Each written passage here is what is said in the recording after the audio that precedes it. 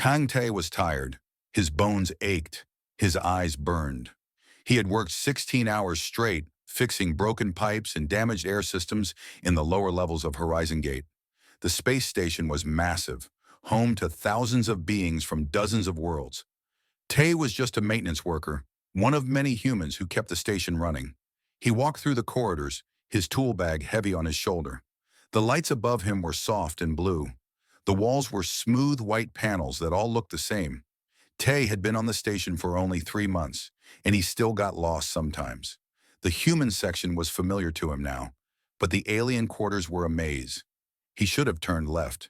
He knew that now, but he was so tired that his feet moved on their own, and he turned right instead. The corridor looked the same as all the others. White walls, blue lights, doors with strange symbols he could not read. Tae kept walking, thinking he would find the main hallway soon. But the hallway did not come. Instead, the corridor grew quieter. The air smelled different here, like flowers and metal mixed together. Tae stopped in front of a door. He thought it was a storage room. The station had hundreds of storage rooms, and he often used them to rest during long shifts. He pressed the panel beside the door, and it slid open. It was not a storage room. The space inside was dim, lit only by soft purple light that came from nowhere and everywhere at once. Strange symbols covered the walls, glowing faintly. In the center of the room, there was a low platform covered in dark fabric, and on that platform sat a girl. She was not human. Her skin was pale blue, smooth like water. Her hair was white and fell past her shoulders like silk. But what caught Tae's attention were the markings on her skin. Silver lines ran across her arms, her neck, her face. They were glowing, pulsing with soft light like a heartbeat. The girl's eyes were closed, her hands were pressed against her chest, and she was crying. The tears that fell from her eyes were not normal tears. They glowed, leaving trails of light down her cheeks. Her whole body shook with silent sobs. The silver markings on her skin burned brighter with each breath she took. Tae stood frozen in the doorway. He did not understand what he was seeing, but he knew it was private. He knew he should not be here. His body told him to run, to close the door and pretend he had seen nothing. But before he could move, the girl opened her eyes. They were silver, like her markings. And when they met his eyes, Tae felt something pass through him. Fear, shame, anger. He did not know if these feelings were his or hers. For a long moment, neither of them moved. The girl stared at him. Tae stared at her. The air between them felt thick and heavy. Then she screamed. The sound was not like any scream Tae had ever heard. It was high and sharp, cutting through his skull like a knife. He grabbed his ears and fell to his knees. The pain was blinding. He thought his head would explode. The door behind him burst open. Strong hands grabbed his arms and pulled him backward. Tae could not see clearly. His vision was blurry with pain. He heard voices speaking in a language he did not understand. Then something hit the back of his head, and everything went dark. When Tae woke up, he was in a small white room. His head hurt. His ears were ringing. A human woman stood over him, her arms crossed and her face worried. "You're an idiot," she said. Tae blinked. "Yuna?" Park Yuna was his senior at work. She had been on the station for 5 years and knew everything about everything. She was tough and sharp, but she had always been kind to Tae. Right now, she did not look kind. She looked scared. "Do you know what you did?" Yuna asked. "Do you have any idea?" Tae sat up slowly. His body felt weak. "I got lost. I opened a door. I saw a girl crying." Yuna pressed her hand against her face. "That girl is Veth. Do you know what Veth are?" Tae shook his head. He had seen many alien species on the station, but he could not remember them all. "The Veth are one of the oldest races in this sector," Yuna explained. "They are proud, private, and those markings on their skin, they only glow during moments of deep emotion. Showing them to someone is like showing your soul. Only family and bonded partners are allowed to see." Tae's stomach dropped. "I didn't know. The door was open. I thought it was a storage room." "It doesn't matter what you thought," Yuna said. "You saw her in her most vulnerable state. To the Veth, that is a crime, a violation." Tae felt cold. "What happens now?" Yuna did not answer right away. She looked at the wall, then at the floor, then back at Tae. Her face was serious. There will be a tribunal, she said finally. The Veth representative is demanding your removal from the station. They want you gone, Tay. Maybe worse. Tay closed his eyes. He thought about the girl, her glowing tears, her silver eyes full of pain. He had not meant to see her. He had not meant to hurt her, but he had, and now he would pay for it. I'll speak at your tribunal, Una said. I'll tell them it was an accident. The door wasn't locked. The corridor wasn't restricted. Maybe they'll listen. And if they don't? Una was quiet for a moment. Then she put her hand on Ty's shoulder. Then you better hope humans are as good at talking as they say we are. She left the room. Tay sat alone in the silence. His head still hurt. His ears still rang. But more than anything, he could not stop thinking about the girl. Her tears of light. Her scream of pain. He had opened the wrong door, and now his life would never be the same. Outside his window, the stars burned cold and distant. Somewhere on the station, a blue-skinned girl was hiding her shame, and somewhere in Ty's chest, a strange feeling was growing. It was not fear. It was not guilt. It was the beginning of something he could not yet name. The tribunal room was cold. Tay stood in the center, surrounded by faces that did not want him there. The room was round, with seats rising in layers like a theater. Humans sat on one side. Aliens sat on the other. In the highest seat sat Commander Bayek, the human sector chief. His face showed nothing. Across from Ty stood the Veth representative. He was tall and thin, with pale green skin and markings that did not glow. His name was Elder Koss, and his eyes were full of ice. This human committed a grave offense, Elder Koss said. His voice was calm, but there was poison underneath. He invaded a sacred space. He witnessed what no outsider should ever see. Among our people, this violation demands the harshest punishment. Tay wanted to speak, but Una had told him to stay quiet. She stood beside him now, her hands behind her back. She looked small compared to the aliens around her, but her voice was strong. The door was not locked, Una said. The corridor was not marked as restricted. My colleague made an honest mistake. He was lost and tired after a long shift. There was no intention to harm. Elder Koss made a sound like a hiss. Intention does not matter. The damage is done. The female he saw will carry this shame forever. Her purity is broken. Tay felt anger rise in his chest. Purity. Shame. The girl had been crying alone in a dark room. She was already in pain before he ever opened that door. But he kept his mouth closed, just as Una had told him.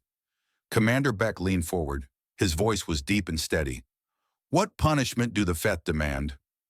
Removal from the station, Elder Koss said. Permanent ban from all Veth territories, and a formal record of his crime that will follow him for life. Tay's heart sank. That record would destroy his career. No station would hire him. No ship would take him. He would be marked as a criminal for an accident. Una shook her head.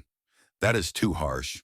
The Human Council cannot accept such punishment for an unintentional act. We propose a compromise, a formal apology given in the traditional Veth manner. This will satisfy honor without destroying a young man's future. Elder Koss was silent for a long moment. His cold eyes moved from Una to Tay, then back again. Finally, he nodded slowly. Very well. The human will perform the ritual of atonement. He will kneel before the one he wronged and speak the words of regret. If the female accepts, the matter is closed. Commander Beck looked at Tay. Do you agree to this? Tay did not hesitate. Yes. The tribunal ended. Tay followed a Veth guard through the alien quarter, deeper into territory he had never seen. The walls here were darker, covered in those strange glowing symbols. The air was thick with that flour and metal smell. They stopped in front of a door. The guard pressed a panel and the door slid open. Inside, the girl waited. She stood in the center of the room, her hands folded in front of her. She wore a long gray robe that covered her arms and neck. Her markings were hidden. Her face was blank, like a statue. Tay stepped inside. The door closed behind him. They were alone. He knelt just as Una had taught him. He pressed his forehead to the floor and spoke the words he had memorized. I come with regret. I saw what I should not have seen. I carry the weight of my mistake. I ask for your forgiveness, not because I deserve it, but because I wish to make things right. Silence. Tay stayed on the floor, his face against the cold metal. He could hear the girl breathing. He could feel her eyes on him. But she did not speak. Finally, after what felt like hours, she said, "Rise." Tay lifted his head. The girl was not looking at him. Her silver eyes stared at the wall, empty and far away. "The ritual is complete," she said. Her voice was flat. "You may go." Tay stood, but he did not leave. Something held him in place. The girl's face was calm, but he could see the tension in her shoulders. The way her hands gripped each other too tightly. "I'm sorry," he said. Not the formal words, just the truth. The girl flinched, just slightly. Her eyes flickered toward him, then away. "You should have pretended you saw nothing," she whispered. Tay frowned. "What do you mean?" "Forget this happened. Forget you ever saw me. That would have been better for both of us." There was something in her voice, something broken. Tay took a step forward without thinking. "Why were you crying?" The girl's composure cracked. For just a moment, her mask fell away, and Tay saw the pain underneath. Real pain, deep pain, the kind that does not come from embarrassment. Then the mask returned. Her face became stone again. "Leave," she said coldly. "Do not speak to me again." Tay turned to go, but as he walked toward the door, he saw something. The girl's robe had shifted when she moved, and for just a second her wrist was visible. There were marks on her skin, dark marks, bruises. They did not match her natural silver patterns. They looked like fingerprints, like someone had grabbed her hard enough to leave a mark. Tay stopped. His hand was on the door panel, but he did not press it. His mind was racing. Those bruises, that pain in her eyes, the way she hid in dark rooms and cried alone. Something was very wrong. He turned back. The girl was watching him now, her silver eyes wide with fear. She had seen him notice. She knew what he was thinking. "Please," she whispered, "just go." Tay wanted to ask. He wanted to demand answers. But the fear in her eyes was real. If he pushed now, she would only retreat further. So he pressed the panel and walked out. The door closed between them. But as he walked back through the alien corridors, Tay could not forget what he had seen. The tears of light, the hidden bruises, the voice that begged him to forget. He should forget. He should go back to his work in his small room and his simple life. He was just a maintenance worker. This was not his world. These were not his people. But Tay was human, and humans were not good at forgetting. The image of those bruises stayed in his mind. It followed him through the corridors, through his shift, through his sleepless night. And by morning, he had made a decision. He would not forget. He would not look away. He would find out what was happening to that girl, even if it destroyed him. Tay began to watch. He did not follow the girl openly. He was not stupid. If the Veth caught him near her again, the tribunal would not be so kind. But Horizon Gate was a public space. People crossed paths all the time, and Tay made sure their paths crossed more often than chance would allow. Her name was Lyra. He learned this from a cargo worker who traded with the Veth. She worked in the station's botanical section, caring for alien plants that needed special attention. She lived alone in a small room in the outer ring of the Veth quarter, and she never ever spoke to anyone unless she had to. Tay watched her eat in the station's common areas. She always chose a corner, far from everyone else. She ate quickly, her head down, her eyes on her food. When other Veth passed by, they did not greet her. They looked through her like she was not there. He watched her work. Through the glass walls of the botanical section, he could see her moving among the strange alien flowers. She was gentle with them, careful. She touched their leaves like they were precious. But when she thought no one was looking, her shoulders would fall, and she would stand very still, staring at nothing. He watched her flinch. This was the thing that made Tay's blood run cold. Whenever certain Veth officials walked through the corridors, Lyra would change. Her body would tense. Her head would drop. She would make herself small, like she was trying to disappear. One official made her flinch the most, Elder Koss. Tay remembered him from the tribunal, the tall one with the cold eyes. When Koss walked through the botanical section, Lyra would stop whatever she was doing and bow deeply. Koss would say something to her, too quiet for Tay to hear. Then he would walk away, and Lyra would stay bent over, trembling. Once Tay saw Koss grab Lyra's arm. It was quick. It looked almost casual, but Lyra's face twisted with pain, and when Koss released her, she cradled her arm against her chest. That night, Tay found Yuna in the maintenance break room. She was drinking coffee and reading reports on her tablet. She looked up when Tay sat across from her. "You have that look," she said. "What look?" "The look that says you're about to do something stupid." Tay leaned forward. "Tell me about the Veth.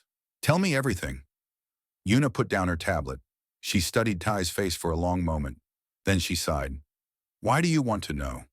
"Just tell me." Yuna took a long sip of her coffee. When she spoke, her voice was low and careful.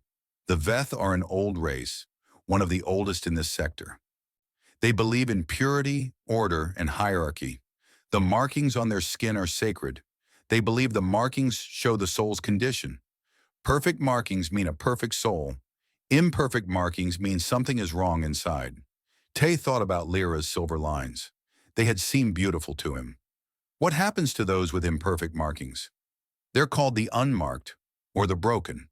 They're born with incomplete markings, gaps in the patterns. The Veth believe these people are spiritually damaged. They're treated as lower class, given the worst jobs, sent away from the homeworld. Tay's hands tightened into fists. Sent away where? Stations like this, remote colonies, places where they won't embarrass their families. Yuna's eyes narrowed. "Why are you asking about this?" Tay did not answer directly. "What about discipline? How do the Veth punish their own?" Yuna was quiet for a moment. "They believe in purification through pain. If someone is spiritually broken, physical suffering is supposed to fix them. The elders have authority to correct those under their care." "Correct them how?" "However they see fit." Tay stood up so fast his chair scraped against the floor. Yuna grabbed his arm. "Whatever you're thinking, stop," she said. "Alien politics are not our business. The Veth have their ways. We have ours. Getting involved will only make things worse." "There's a girl," Tay said. "Her name is Lyra. She has bruises on her wrists. She cries alone in the dark. And every time that elder walks past her, she looks like she wants to die." Yuna's face changed. The hardness faded, replaced by something like pity. "Tay, listen to me. I understand. I do. Humans see suffering, and we want to fix it. It's in our blood. But you are one maintenance worker on a station full of aliens who have been doing things their way for thousands of years. You cannot save everyone." "I don't want to save everyone," Tay said. "I want to save her." Yuna released his arm. She looked tired, old, like she had seen this happen before. "Then you're a fool," she said softly, "but I can't stop you." Tay spent the next 2 weeks gathering information. He talked to everyone who would speak to him. The dock workers who unloaded Veth cargo ships, the food vendors who served the alien quarter, the cleaning staff who moved through every section of the station. Slowly a picture formed. Lyra was definitely unmarked. She had been sent to Horizon Gate 3 years ago, assigned to Elder Koss's care.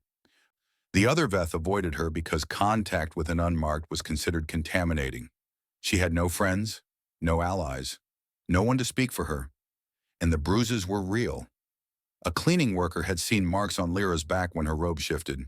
A medical technician had noticed Lyra visiting the health station late at night, always alone, always asking for pain treatment. But no one did anything. To the Veth, what Elder Koss did was not abuse. It was spiritual guidance. It was correction. It was normal. Tai stood on the observation deck one night, staring at the stars.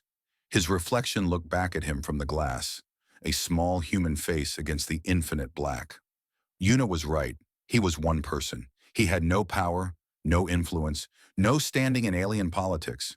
Getting involved could destroy his career, his reputation, maybe even his life. But every time he closed his eyes, he saw Lyra's tears of light. He saw the fear in her silver eyes. He heard her voice whispering, begging him to forget. Humans were not good at forgetting. Humans were not good at looking away. It was their greatest weakness and sometimes their greatest strength. Tay made his choice. He would not look away. He would find a way to help Lyra, even if it burned everything else down. The stars did not answer. They never did. But somewhere in the alien quarter of the station, a blue-skinned girl was suffering alone. Not for much longer. Tay turned from the window and walked into the light. Tay found Lyra in a maintenance corridor on the edge of the botanical section. It was late, past the time when most workers went home. The corridor was empty except for pipes and wires running along the walls. Lyra was walking alone, her head down, moving like a ghost through the shadows. "We need to talk," Tay said. Lyra stopped. She turned slowly. When she saw him, her silver eyes went wide with shock, then narrow with anger. "You," she said, "the human from the tribunal. My name is Kang Tay." "I know your name." Lyra's voice was sharp. "I also know you have been watching me. Do you think I am blind? Do you think I cannot feel eyes following me?" Tay did not deny it. "I know what's happening to you." Lyra went very still. Her face became a mask, but Tay could see the fear underneath. The same fear he had seen in the meditation chamber. "You know nothing," she said. "I know about the unmarked. I know Elder Koss is your overseer. I know he hurts you and calls it purification." Tay took a step forward. "I've seen the bruises, Lyra." Lyra backed away. Her hands were shaking. "Stop. Stop talking. You do not understand anything." "Then help me understand." "Why?" Lyra's voice cracked. "Why do you care? I am nothing to you. I am nothing to anyone. I am broken. Even my own people do not want me. Why would a human waste his time?" Tay thought about this question. He had asked it to himself many times over the past weeks. Why did he care? He had never spoken to Lyra before the tribunal. He knew nothing about her life, her dreams, her story. She was a stranger from another world, but he had seen her cry. He had seen the light of her tears in that dark room, and something in that image had stayed with him, like a hook caught in his heart. "I don't know," he admitted. "I just do." Lyra stared at him. Her mask was crumbling. The anger was fading, replaced by confusion and something that might have been hope. "You are insane," she whispered. "Probably," Tay agreed. "But I'm also stubborn, and I'm not going to stop until I know the truth." For a long moment, neither of them moved. The corridor hummed with the sound of machines. The air recyclers breathed their endless breath. Then Lyra's shoulders fell, and the fight went out of her. "What do you want to know?" she asked quietly. "Everything." They sat on the floor of the maintenance corridor, their backs against the warm pipes. Lyra spoke slowly, her voice barely above a whisper. She told Tay about her birth, how the midwives had gasped when they saw her incomplete markings. She told him about her childhood, how the other children had thrown stones at her and called her names. She told him about the day she was sent away from the homeworld, loaded onto a ship like cargo, given to Elder Koss for correction. "The elders believe that pain can fix a broken soul," Lyra said. "They believe that if they hurt me enough, my markings will become complete, that I will be made pure." Tay felt sick. "Does it work?" Lyra laughed, but there was no humor in it. "Nothing works. I am what I am. The pain does not change anything. But Koss believes. He truly believes. He thinks he is saving me." She looked at her hands. "Sometimes I think he enjoys it." "Why don't you report him? There must be laws, even among the Veth." "Report an elder?" Lyra shook her head. "No one would believe me. I am unmarked. My word means nothing. If I spoke against Koss, I would be cast out entirely. I would lose my species, my identity, everything. And that's worse than being hurt? You don't understand." Lyra's voice was desperate. "Being Veth is all I have. Even broken, even hated, I am still Veth. If I am cast out, I become nothing.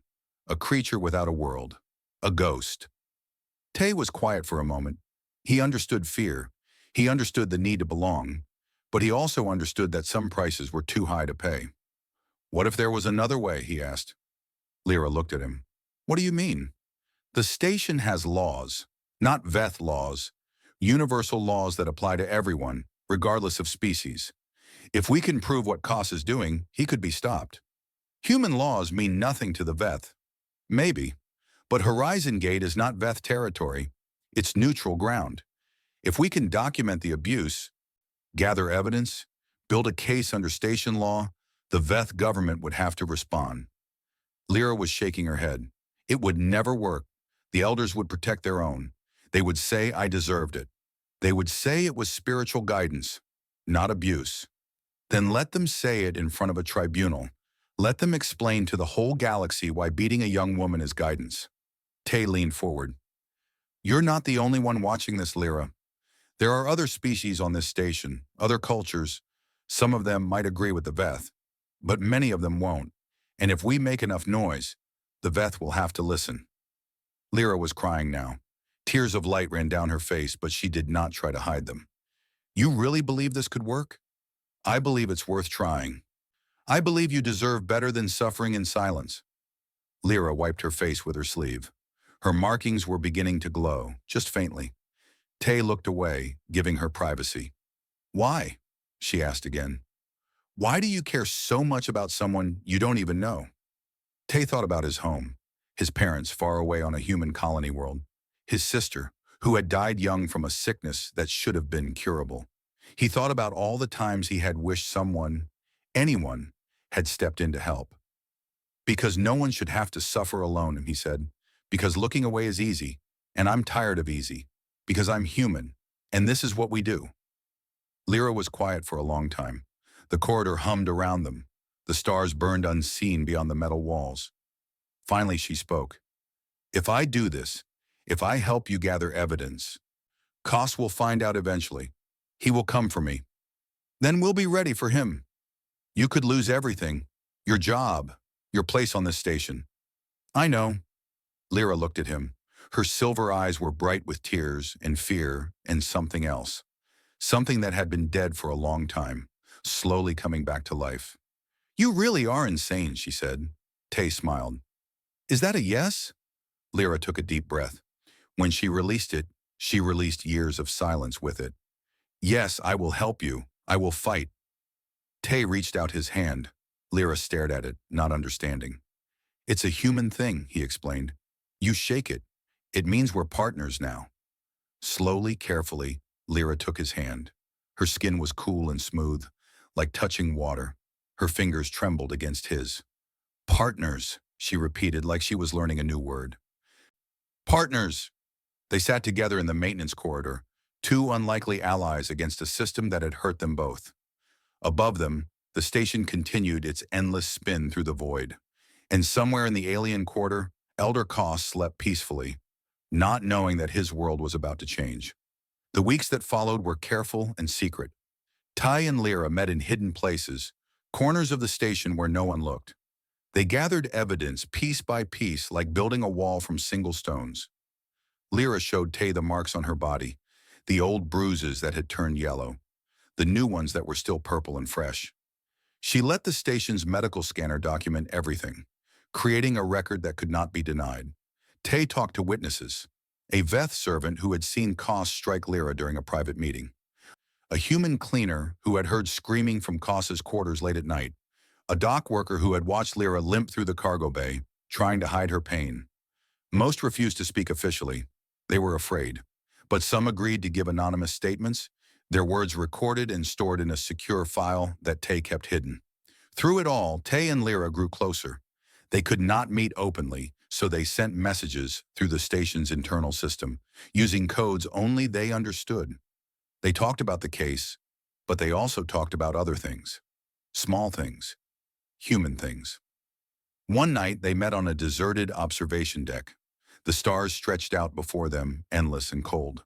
Lyra stood by the window, her silver eyes reflecting the distant light. Tell me about humans, she said. Tay stood beside her. What do you want to know? Everything.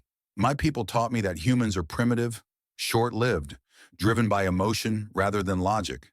They said humans were dangerous because they could not control themselves. Tay laughed softly. That's not completely wrong. Lyra turned to look at him. But it is not completely right either. I have watched you, Kang Tay. You are not primitive. You are not dangerous. You are kind. Kindness can be dangerous too.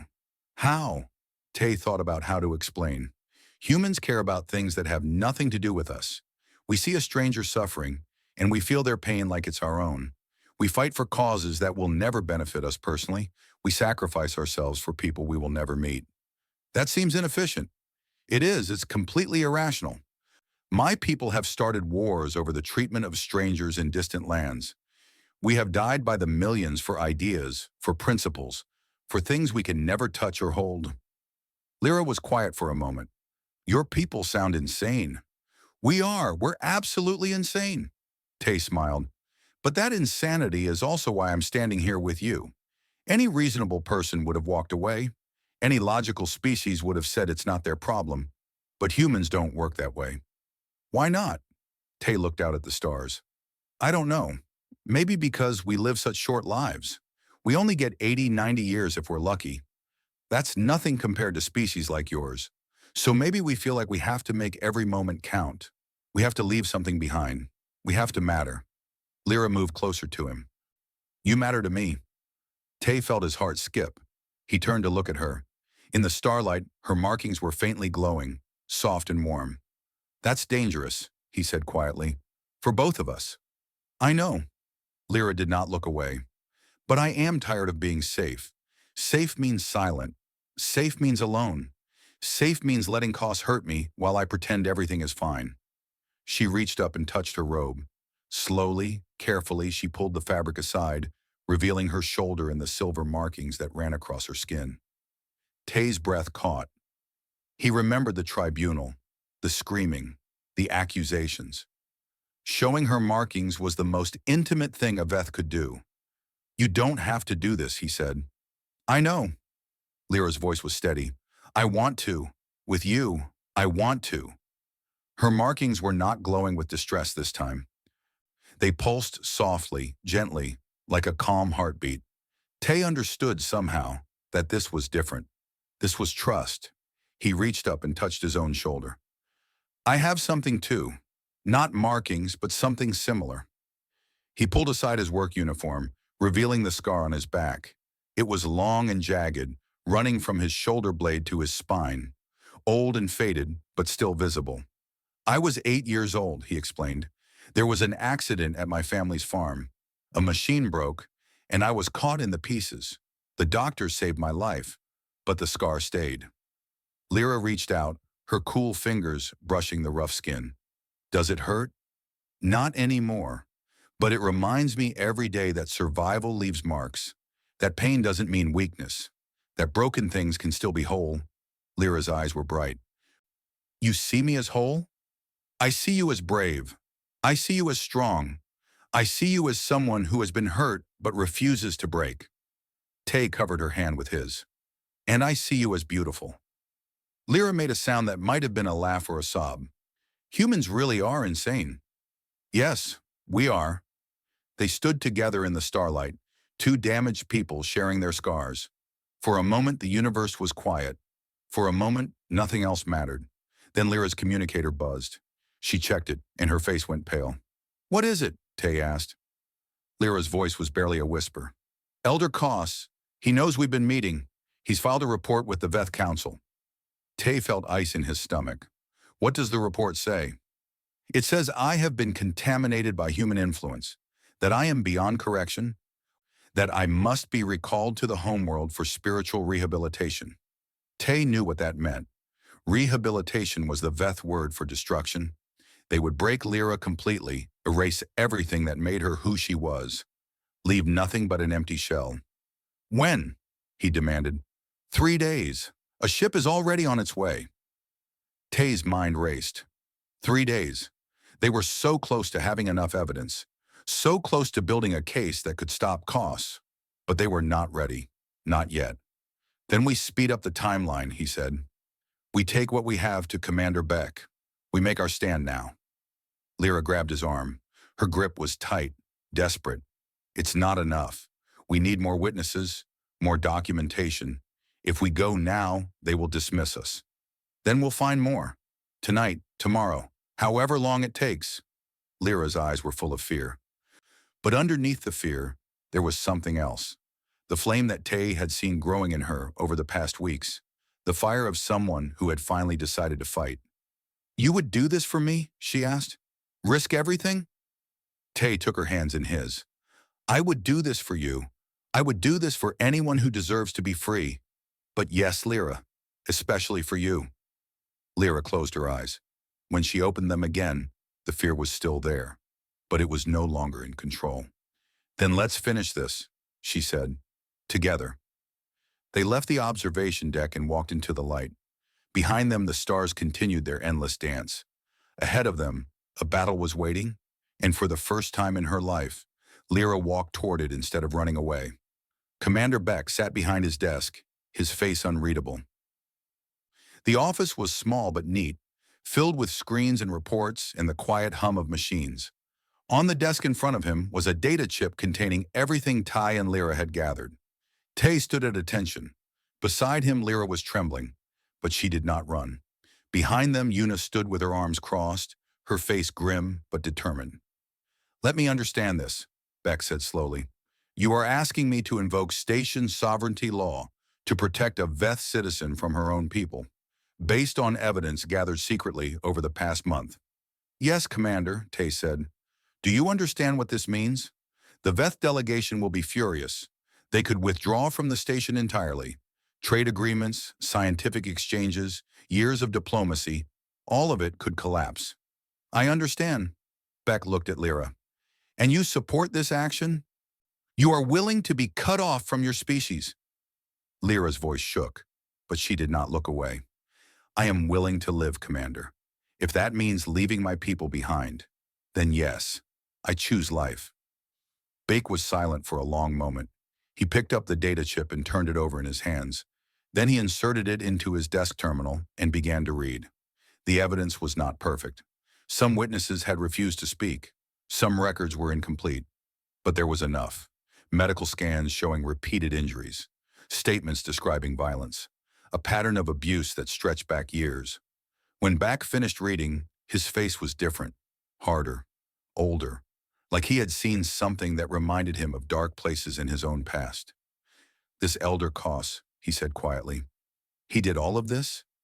"Yes," Lyra whispered. "And more." Beck stood up. He walked to the window and stared out at the stars. For a long time, he did not speak. "I have a daughter," he said finally. "She is about your age, Lyra. When I look at these reports, I imagine her in your place. I imagine someone hurting her and calling it guidance. I imagine her suffering alone, with no one to help." He turned back to face them. "I will invoke the law. You will be placed under human protection, pending a formal investigation. But you should know that this will not be easy. The Veth will fight. They will accuse us of interference, of arrogance, of breaking sacred customs." "Let them," Tay said. "Let them explain to the galaxy why hurting innocent people is sacred." Beck almost smiled. "You have a stubborn streak, Kang Tai. I'm not sure if that's a strength or a weakness. Maybe both. Commander?" The official announcement came that afternoon.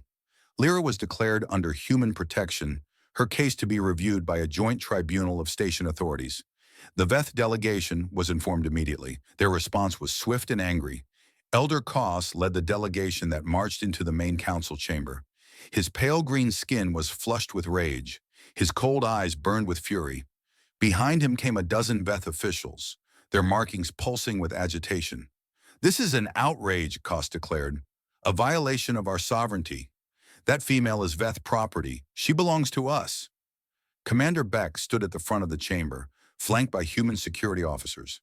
Tay and Una stood to one side. Lyra stood behind them, her face pale but determined. "Horizon Gate is neutral territory," Beck replied calmly. "All beings on this station are subject to station law, regardless of species. If there is evidence of abuse, we are required to investigate." "Abuse?" Koss laughed, but there was no humor in it. "There is no abuse.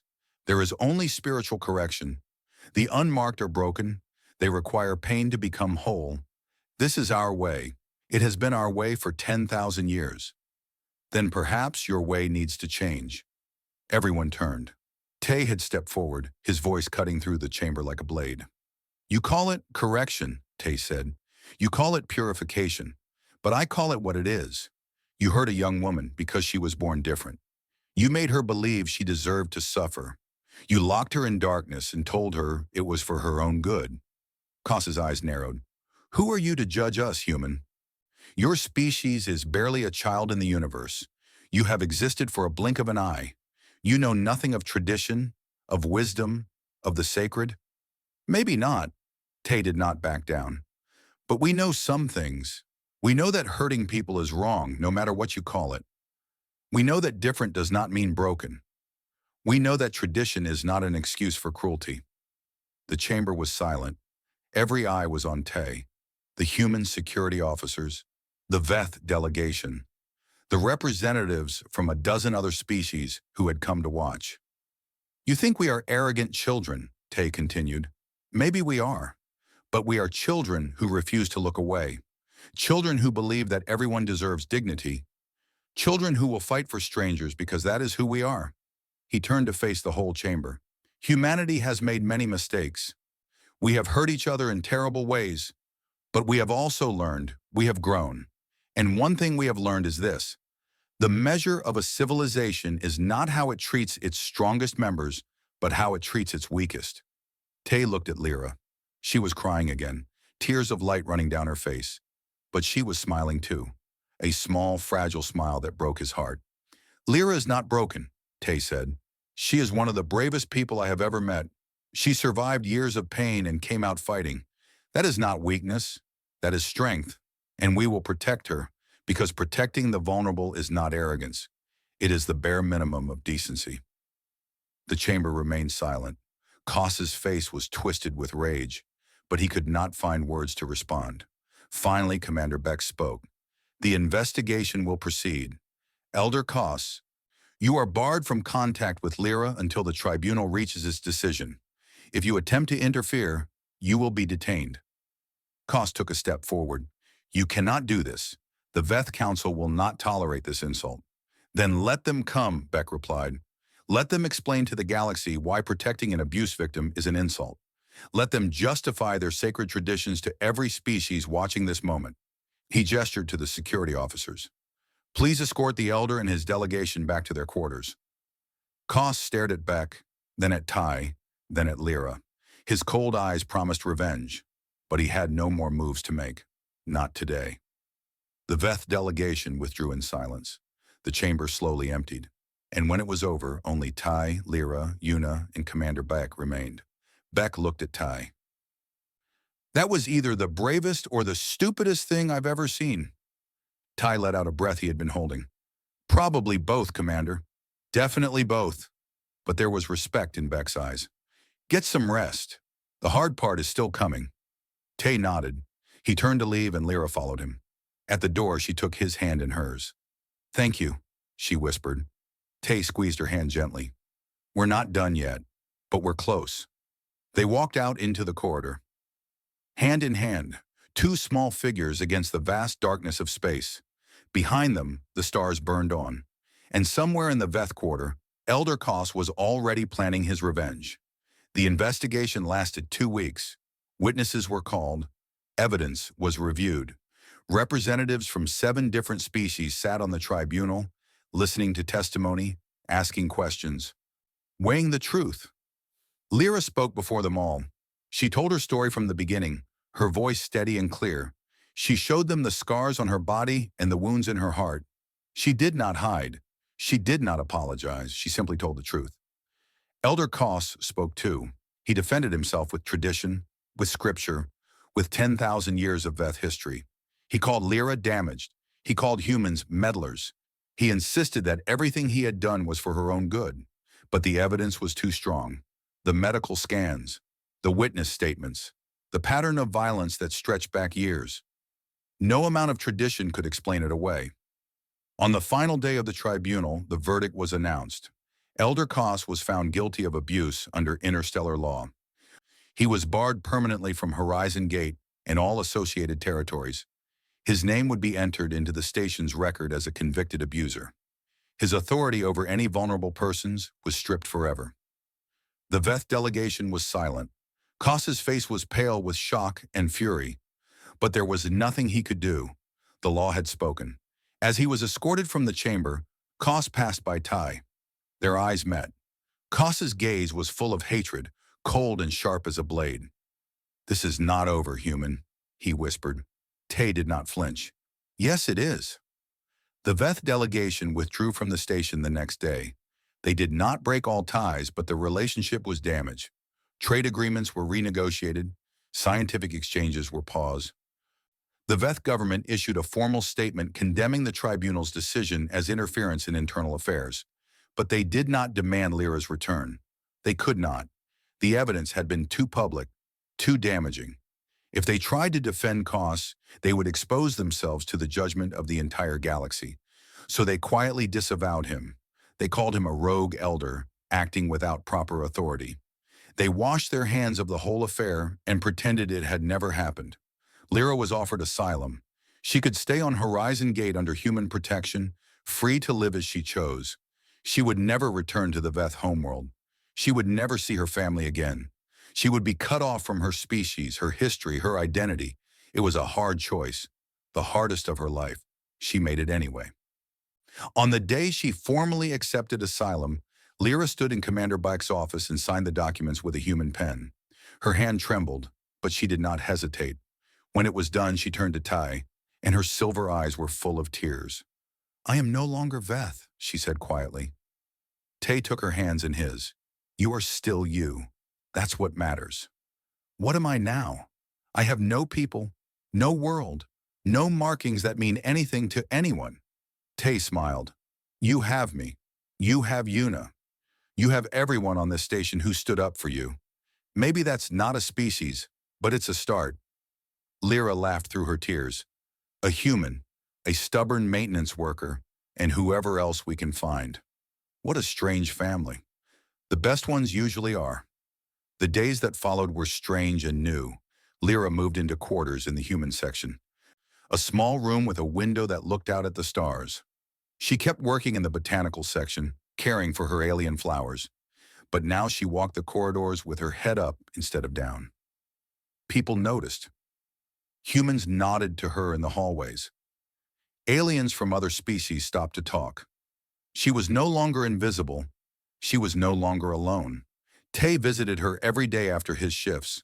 They would sit together on her small balcony, watching the ships come and go, talking about everything and nothing. Sometimes they laughed, sometimes they cried, sometimes they just sat in comfortable silence, needing no words. One night, Lyra asked Tay to teach her about humans.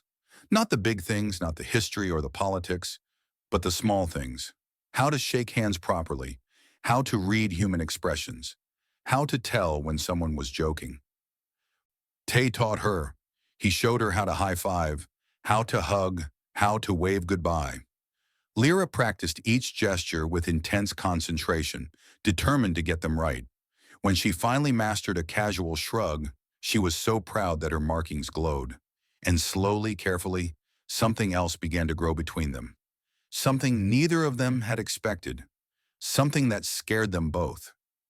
They did not rush it. They did not need to. They had time. And after everything they had been through, time felt like the greatest gift of all. On the night before the one-year anniversary of their first meeting, Tay found Lyra on the observation deck. She stood by the window, staring at the stars, her silver markings glowing softly. "1 year," she said without turning. "1 year since you opened the wrong door." Tay stood beside her. "Do you regret it?" Lyra was quiet for a moment. Then she shook her head. "No. That moment changed everything. It destroyed my old life." She turned to face him. "But it gave me a new one." Tay looked at her. In the starlight, she was beautiful. Not despite her markings, but because of them. Every silver line told a story. Every pattern was a piece of who she was. "I didn't know what I was doing," he admitted. "I was just a tired maintenance worker who couldn't find his way back to his room." Lyra smiled. "And I was a crying girl who didn't want to be seen." She reached up and touched his face, her cool fingers gentle against his skin. "But you saw me anyway. You saw me when no one else did. I couldn't look away." "I know. That's what makes you human." Lyra leaned her head against his shoulder. It was a human gesture, one she had learned from watching families in the station's common areas. It still felt strange to her, but also right. A new way of being close. "What happens now?" she asked. Tay put his arm around her. "I don't know. We keep living. We keep working. We keep stumbling into things and hoping for the best. That sounds very human. It is. We're not very good at planning ahead. We mostly just make it up as we go. Lyra laughed. The sound was light and clear, like bells ringing in the distance. Then maybe I'm becoming human after all. Maybe you are. They stood together in the starlight, watching the ships come and go. Somewhere out there, the Veth homeworld spun on, unchanged by their story. Somewhere out there, Elder Koss nursed his hatred in exile. Somewhere out there, galaxies were being born and dying, indifferent to the small lives playing out on a single station. But here, in this moment, none of that mattered. What mattered was two people from different worlds, standing together, choosing each other. What mattered was the courage to open a door and the stubbornness to stay. What mattered was connection, imperfect and fragile, but real. Lyra lifted her head and looked at Tay. Her silver eyes were calm, her markings glowing with warmth. "Thank you," she said. "For everything." Tay smiled. "You already thanked me." "I know, but I will keep thanking you. Every day for the rest of my life." She kissed him then, softly, carefully, like she was learning something new. And maybe she was. Maybe they both were. The station hummed around them. The stars burned on forever. And in this small corner of the universe, a human and an alien girl stood together. Proof that connection does not require perfection. Just the courage to open the wrong door, and the love to stay.